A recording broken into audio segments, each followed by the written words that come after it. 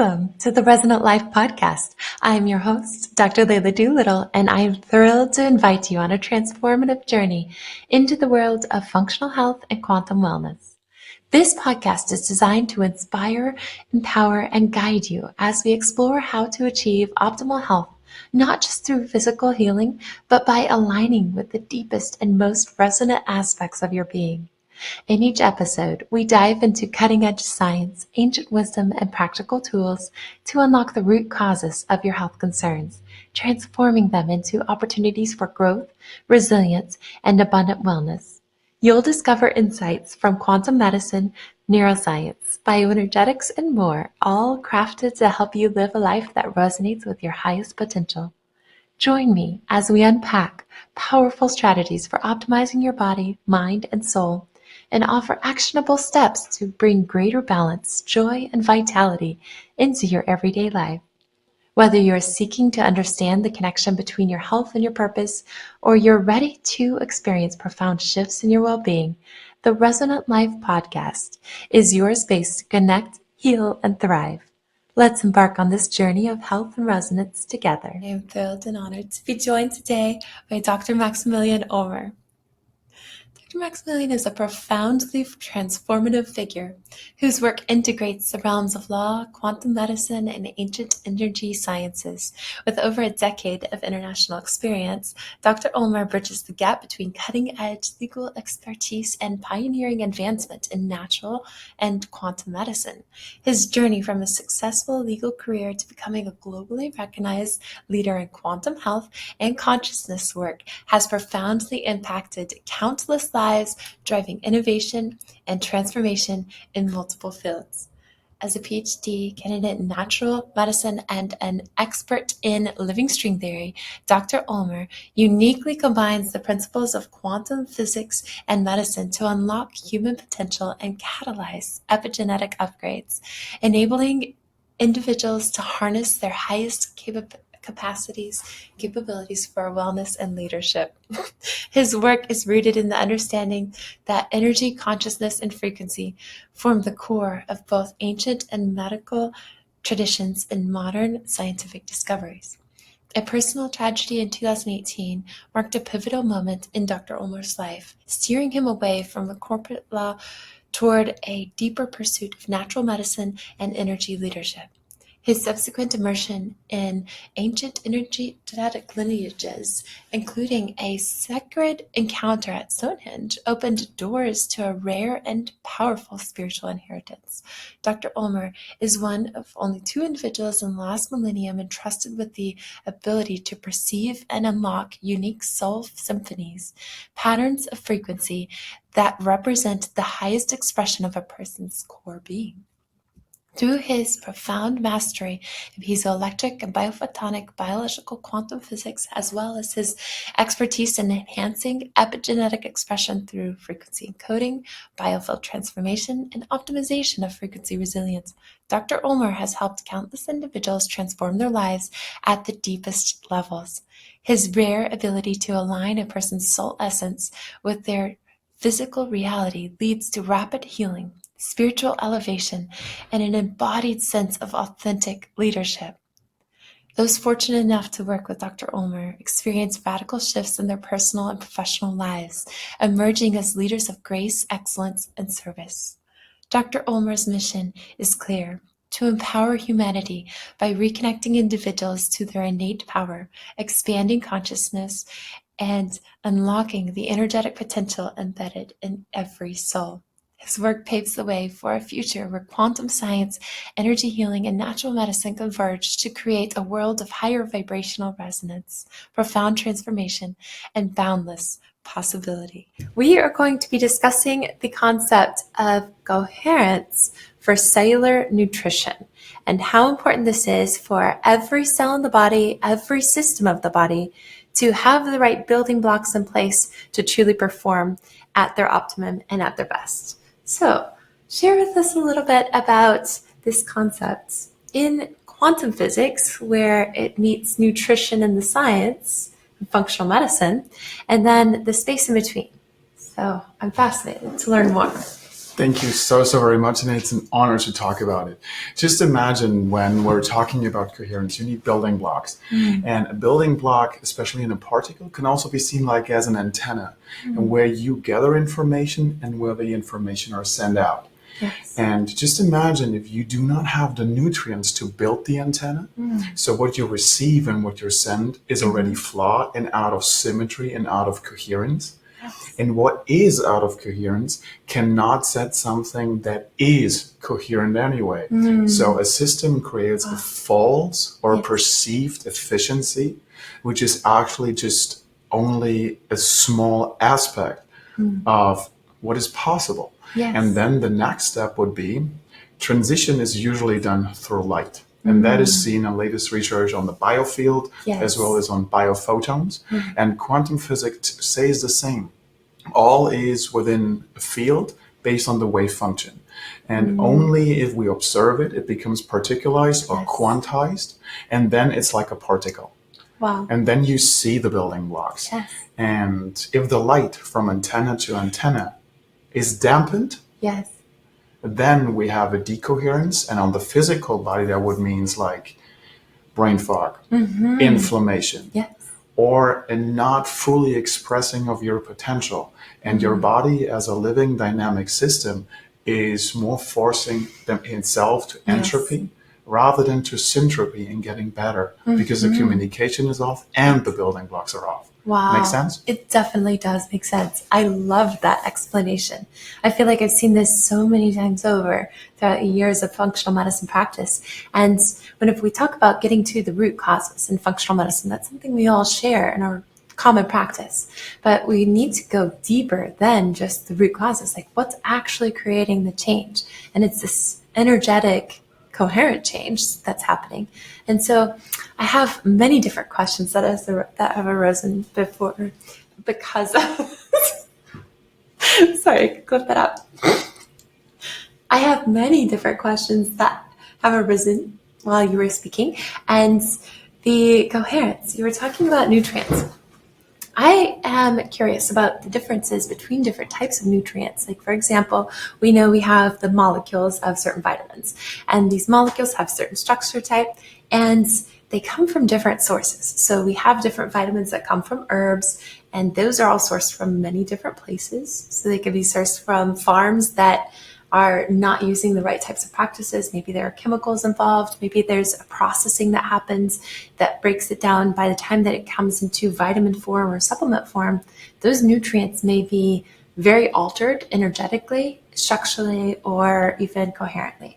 And there is a very strong difference between supplements that I've seen in practice where I'll give certain products to patients from companies that I know and trust, and I just seem to get great effects across the board with every patient that takes that type of supplement. They love it. They respond well to it.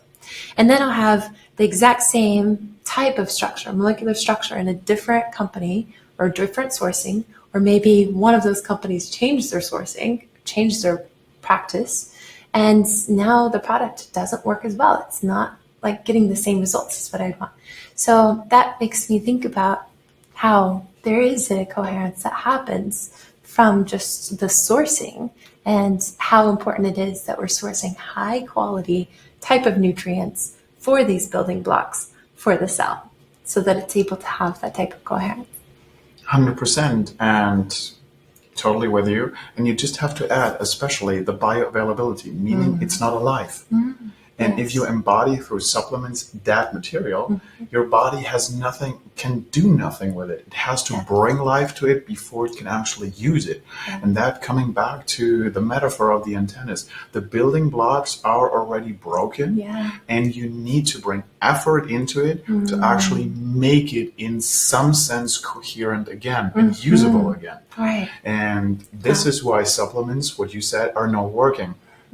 And especially when you think about, again, coming back to building blocks, if there are non-organic, if there are metals inside that don't use, and if metals, especially heavy metals, because of their structure, they are preventing the electron to go through. And if the light as expressed through electrons, for instance, is going through, this grid, it changes its information and as well as the energy that it carries. Meaning what you receive, especially you go out, plus taking a supplement that has ingredients that are not optimal for you, what you then receive is flawed information. And based on this flawed information, your body is then creating a system. Yes. But the system is based on a symmetry that is broken and not yet bioavailable, and actually harming your body. So this will be another point why supplements might not work based on the physics behind it. Wow, that makes so much sense. And I've seen that so many times over. Another part of it is the absorption and the activation. We know the moleculars and electron movements and things are also dependent on water. And the water molecules can also be very adulterated by so many different toxins and chemicals. And not only just the sourcing of the water or the quality of the water can create variables, but also just the amount of water that's in the body. When people are dehydrated, it's so easy for so many different systems to just start shutting down. And we think about it as hydration, of course, is relevant for every cell for them to perform their function. But in Coherence, let's talk about that and how water, adequate levels of water, and also quality of water can affect this structure system. There are two aspects that come to mind. First, the memory of water. Water holds something very, very fantastic. That's called the ground state, where it has a base resonance, where it holds its perfection. And this is based on its environment. So like, for instance, if you have stagnant water, there are more bacteria, more illnesses present, and the information in there are not fluent and might be flawed, which come back, the building blocks are flawed, the communication is off. When you have a flowing river, for example, it's fresh and it's constantly in a dynamic where it recharges. And also with the sunlight, the information keep moving, so no old memory can hold on. So otherwise the flow would be disturbed. The second point would be, coming back to coherence, would be the structuring of water. There's something called Pollack discovered the fourth phase of water. And this is something that allows protein unfolding and folding to be more fluent, as well as giving the pressure within the cell, so the cell has the opportunity to communicate fully and have the ingredients built and connect optimally. And this topic is just fascinating. And especially when it comes to the season we're now in, where people having this disorder and not getting enough light. And what water does, the information that the environment has, we're now in a season of where you release. The Chinese call it the metal element, where it is only about the virtues and the quality you hold, and everything else needs to be harvested and released. And this creates a lot of space. And if people are not aware of this change, they gather information what other people release. So what water does then, it keeps on that memory, structures itself based on what it hears from the environment. And then the crystalline structure in the extracellular matrix, it tunes to what water brings in. So your cell change, your fascia change, and then the seasonal defective disorder is actually something that your environment brings in because you haven't filled the space of your living dynamic system. So the wisdom from within to without is not happening. So without forms how you recreate yourself moment by moment. Oh, wow. That is so beautiful. What an eloquent way to think about it. And this is definitely something that every person can benefit from, is having the right types of building blocks in place in the checklist of how can they prevent like seasonal affect disorder, or how can they prevent themselves from going into those spaces where they typically feel like they are just really stagnant. Like that's one of the things that I hear so often from my patients is this is the season where maybe it's time to lean into more detoxification, releasing, letting go, and just getting things out of their life that is holding them back, holding their energy as like almost a distraction from what they want to do. And that's one thing that we always work on, is that big push of the motivation, the new year, new you type of thing is something that a lot of people already lean into, that big energy of what do they want for their new year. And then they create that New Year's resolution.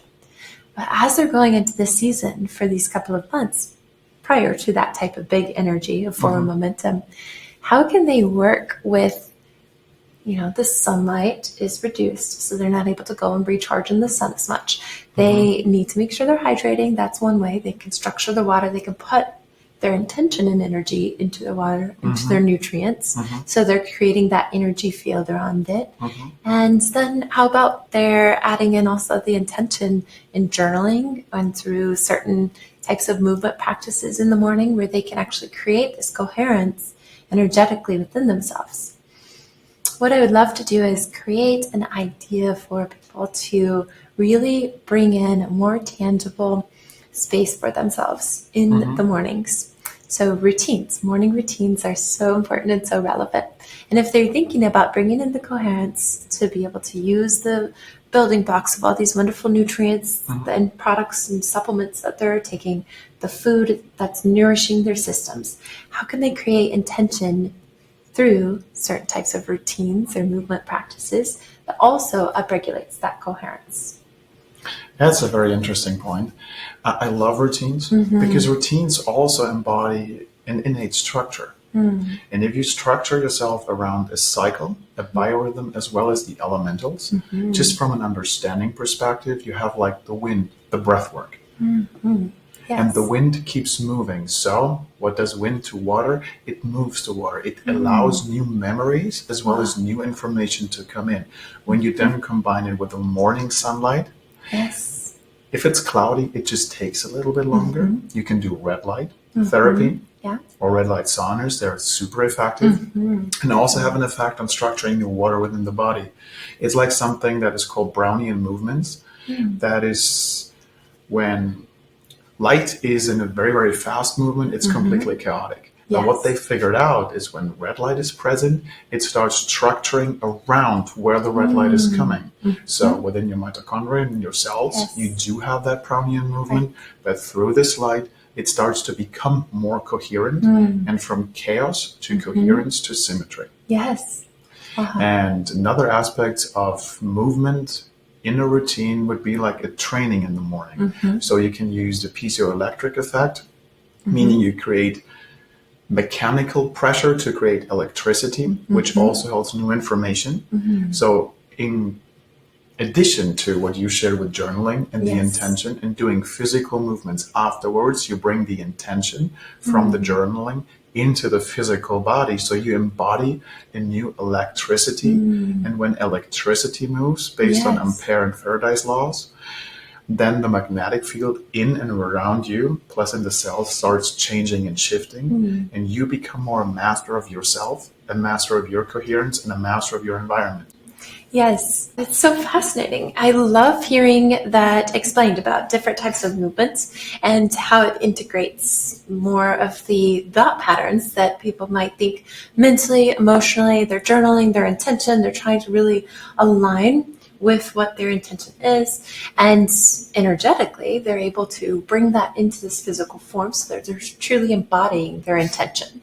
And there are different types of movement patterns. So the piezoelectric effect, that was an amazing way to describe that. What are some other ways that we could explain some of the science behind movements like Qigong flows and more of those movements that work with memory and fascia and also stretching and elongating and moving in certain ways?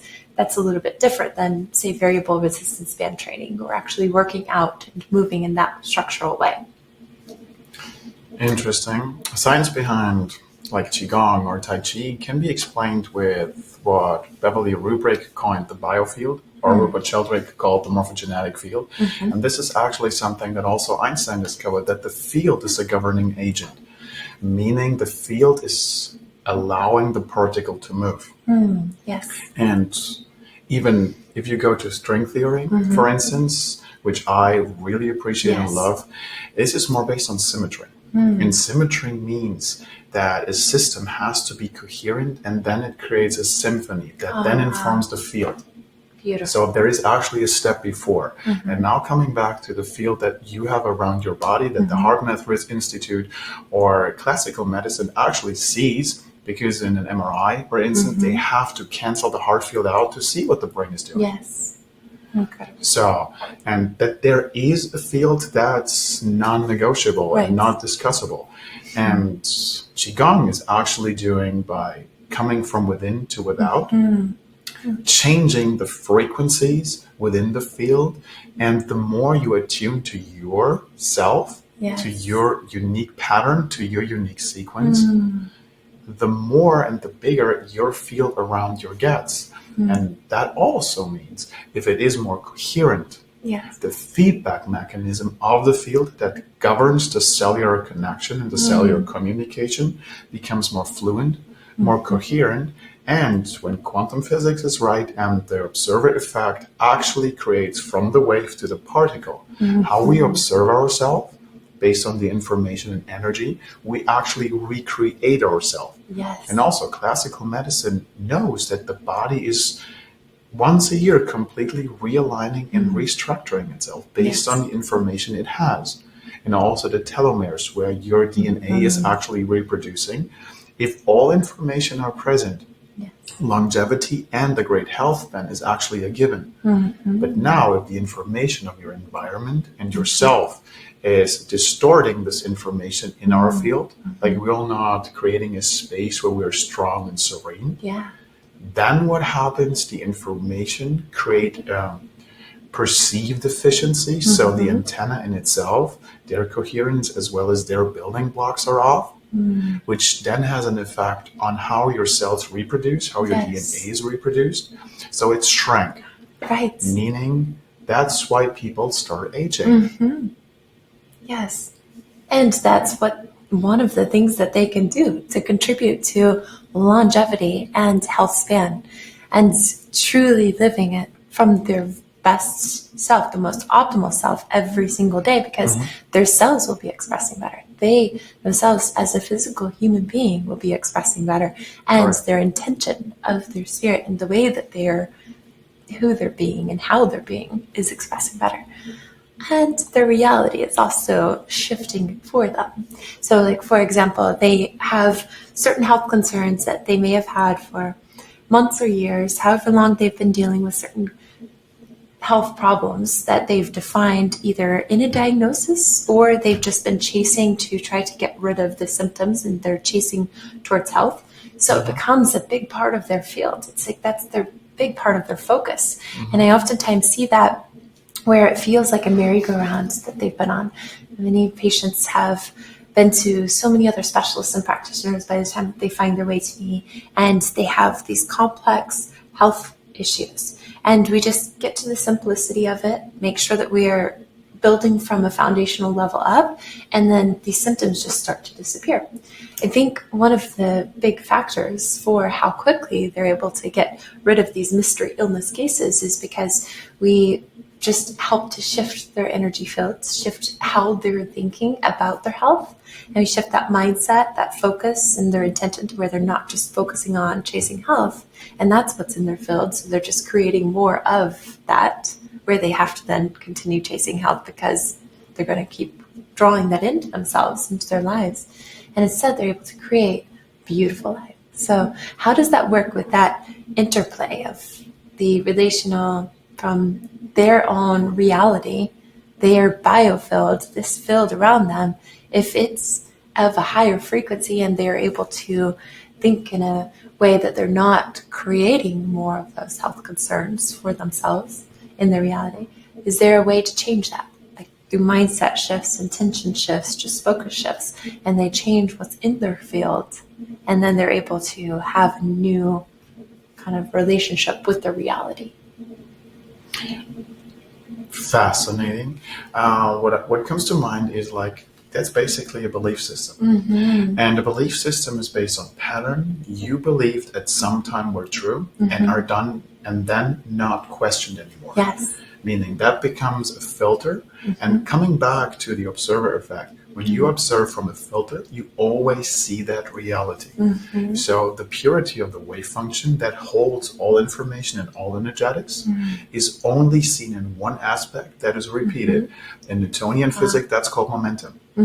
You only see through your classes always the same, and it's repeating loops within the same momentum. Yes. And how to change that? Actually taking a step back. Sometimes taking a step back is something very, very powerful because you're not returning to where you were, but actually preparing for jumping. Yes. And there is an old saying that says the seeker never finds. Because if you're continuously seeking without embodying, you continuously seek with the old belief system and can never find something that was never a concept before. And that is where something like imagination practice, which is way more different than visualization, because imagination in itself allows your heart to speak. And the research from Harvard, from Dr. Schachter, I think is his name, actually shows that imagination in comparison to visualization changes your default mode network, your salient network, and your task positive network instantly. So you're not only changing your trajectory where you go, but also your baseline. And visualization in comparison to that is just recreating like transformation. It changes the same building blocks, just a little bit different. But imagination is wide and open. Yes. And even though it feels sometimes silly, it does work because aspects of your body resonate, and it's all about information and frequency. Yes. And when you then recreate a belief system out of that perspective and just seeing and imagining what would be the reverse of it, of your lack, your deficiency, your trauma, or whatever, and then seeing it might be that I do X, Y, Z. And then you try it. And then you try something out of a completely new system, new perspective, and that allows your coherence to catch up because then your body that is calculating all your time, your energy expenditure that it needs to wake up and see what is possible now. Right. And then you have to recalculate it. And at that moment, there's a gap. And then this gap, you can create a change. This would be my approach to that. That's brilliant. And I feel like so applicable to so many people. You mentioned light earlier and how light helps with the coherence and helps with the just way that every cell in the body, every molecule in the body, every atom in the body is able to function. And light, we think about light from sunlight and different types of red light therapy and other lights that we can, mimic, where we try to create a full spectrum, broad spectrum light to help us through certain health elements and situations, where we have laser light therapy that activates mitochondria and certain cells in different ways. We have blue light filters that we try to protect ourselves from the blue light of technology, of our phones and our computers. But what are all these different lights that we are talking about, where these are all external and we can create light within ourselves? So let's also talk about that, these more subtle versions of light that are probably more relevant to all of us, and we just need to be aware of them. How can we activate this? This is a very interesting question. And just to make it more easy, just imagine that light externally is internally consciousness. That makes more sense. Yes. And then you can reshape your consciousness. Yes. And through the biology of belief from Bruce Lipton, you could also see that your intent changes how you create your reality. And light inside the body, there are several glands that you can use from other bodily systems that, if activated, change their configuration and their communication. And to start with, the easiest is the breath. And as well as heart coherence. The Heart Math Institute, for instance, showed that when you do have positive feelings, not emotions, but feelings that resonate with higher frequencies, meaning like gratitude, like joy, like grace, then your heart, your frequency and the heart field starts changing. And this feedback mechanism recreates how light is communicated within the cells. So the antennas on the cells start changing And then the communication is more clear, more precise, and way faster. And people get out of their thinking mind, the monkey mind. This will be one thing. That's beautiful. I love that. So as we're thinking about all of these different things, there are many takeaways that we can use. So I feel like each person can make sure that they're at least doing several different things. Let's make sure that they're journaling, creating intention for themselves, and doing breath work. They can do the movements. They could do the variable resistance band training, Qigong type flow movements, and apply this to their lives. Get the sunshine in as much as they're able to at morning light, evening lights, sunrise, sunset, balance the circadian rhythm, and create the intention of the meditations to really make sure that they're synchronizing everything. So beautiful takeaways. Hydrate well, use great products for supplements, products and the food too. That's very important, that they're making sure that they're nourishing themselves with the building blocks that each cell needs. So these are all several different things. Is there anything that you would add to that? That's imagination. Imagination, that is the key. I love it. Because you need to step out of where you are to get where you want to go. Yes. Like, there are several great books talking about it's about the who, not about the how. Yes. And if you talk about the who, you need to create an imagine or like an image. Yes. An image is built on new information. They're not there before if you really want to make a jump. Yes. And imagination is something that is just curious. Just play around with it. Yes. And it's not, you don't visualize something, you just state where you want to go, where you truly want to go. Yes. And then just play around with it. And whatever comes up might be the new way to actually lead your path. I love it. That's beautiful. This was an amazing episode. Thank you so much. Thank you so very much for having me. Yes. I think that it was great for all of our listeners. Thank you. Thank you for tuning into this episode of the Resonant Life Podcast. I hope you found our discussion insightful and empowering. Before wrapping up, I want to invite you to explore our resources available through Resonance Wellness. Visit our website to access a wealth of free content, including downloadable guides, insightful articles, and practical tools designed to support your health journey. We also offer a variety of programs and courses that delve deeper into functional medicine, providing you with personalized strategies and expert guidance. If you are interested in learning how to integrate these insights into your own life, I encourage you to book a discovery call with me. Together, we will explore how functional medicine can help you achieve your wellness goals and live a life of optimal wellness. Visit drleiladoolittle.com to download your free resources and schedule your call.